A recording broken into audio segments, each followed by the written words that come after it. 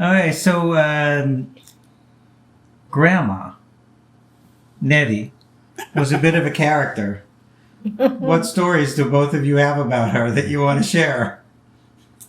I'm not sure I want to share any of this. A Sid Zilber story.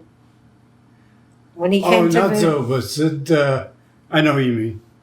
We have a cousin, Sidney Schnall. Oh, Schnall. Excuse me. He and his wife are very nice people. Many years ago, Mom took me to visit him when he was a young boy, actually to visit his parents. Nechsha and Leibisch were their names. What are their names? Nechsha and Leibisch. Okay. They were very sweet, nice immigrants from Eastern Europe. And he was, when I was there, he was playing the violin. And I was like 4 or 5 years old, and he was maybe 6 or 7. Well, I carried in my memory the thought of this kid playing the violin from way back then. I assumed that he continued it and was very successful with it. Many years later, he called us.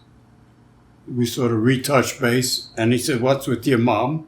And I said, "She's in an old age home. Would you like to visit?" And he said, "I definitely would." I gave him the address, and we made arrangements for him to be there. Now, both Sidney and his wife were very low-key people. Boring. I'm sorry to say. They were lovely people. Didn't we go out with them once? Yes, we went out. Mom remembered. Several years before this incident, they caught up with us via the internet, and we went out to dinner with them, and it was not the most scintillating evening. I fell asleep somewhere around the soup. Anyway, so we invite them in. So they come there, and they're talking to my mother, and about 10 minutes into it, Mom's head drops. And she's out. So Sidney says, "What should we do?" I said, "Well, let's wait a minute or two. Maybe she'll wake up." "No way, Jose." Well, after about 10 minutes, he said, "Well, I guess we'll leave. Give her my best regard." I said, "Oh, I'm so glad you came to see her." They left. And as soon as they walk out the door, Mom said, "Are they gone?" I said, "What's the matter with you?" She said, "They were boring. I was falling asleep." That is This from a 95-year-old woman. Unbelievable. And she had us thoroughly convinced that she had fallen asleep. She was up the whole time. At this point in her life, 2 things were true.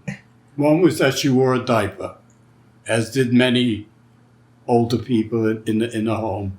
And the other was that she had fantasies about things that happened that obviously couldn't possibly happen. For example, she thought that under her bed there was an elevator of some kind, some mechanism that dropped her into the basement. And she was explaining this to our kids and me one day when we visited. And we were arguing with her that it's impossible.